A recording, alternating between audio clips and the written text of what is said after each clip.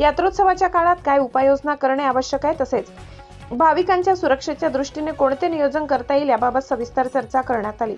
सातपूर गावात गुढीपाडवा यात्रोत्सवाची परंपरा अनेक वर्षापासून सुरू असून या यात्रोत्सवाचे विशेष आकर्षण म्हणजे 12 गाड्या ओढण्याची परंपरा आजही अविरतपणे जपली जात आहे। दरवर्षी या यात्रेसाठी मोठ्या संख्येने भाविक उपस्थित राहतात। बैठकीदरम्यान ग्रामस्थांनी यात्रोत्सव काळात स्वच्छता, वाहतूक व्यवस्था व सुरक्षिततेसाठी आवश्यक सूचना मांडल्या। यावर पोलीस अधिकाऱ्यांनी यात्रास्थळ परिसराची लवकरच पाहणी करून आवश्यक त्या सर्व उपाययोजना केल्या जातील असे आश्वासन दिले। या बैठकीला नगरसेवक, सातपूर ग्रामस्थ, यात्रोत्सव समितीचे सदस्य, पोलीस अधिकारी, कर्मचारी मोठ्या संख्येने उपस्थित होते।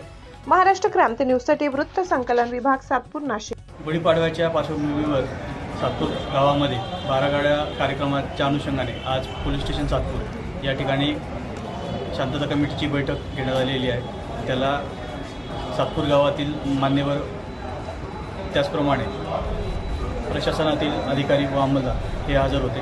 सदर बैठकीमध्ये यात्रेचं नियोजन, 12 गाड्यांच्या कार्यक्रमाच्या संदर्भातलं नियोजन, त्याचप्रमाणे रोडचं नियोजन या संदर्भात चर्चा झालेली आहे। ग्रामस्थांकडून आलेल्या सूचनांचं यावर चर्चा झालेली आहे व लवकरच रोडची पाहणी करून संबंधित बंदोबस्ताचं नियोजन केलं जाणार आहे। सोबतच तुमचे स्वयंसेवक पण राहतील। आम्ही यावेळेस जेव्हा उठतात तेव्हा आम्ही प्रत्येक वाहनासोबत पोलीस कर्मचारी घेऊ। जसं आम्ही यावर्षी घेतात की नाही माहीत नाही, परंतु या वर्षापासून आम्ही प्रत्येक गाड्यासोबत पोलीस ठेवणार आहे। तुमच्यासोबत स्वयंसेवक पण असतील, म्हणजे आपण पहिल्या प्रहरापासूनच लोकांना बसण्यास मजाव करणार आहोत। अशाच नवनवीन बातम्या पाहण्यासाठी आमच्या महाराष्ट्र क्रांती न्यूज या YouTube चॅनलला लाईक करा, सबस्क्राईब करा आणि बेल आयकॉनला प्रेस करा।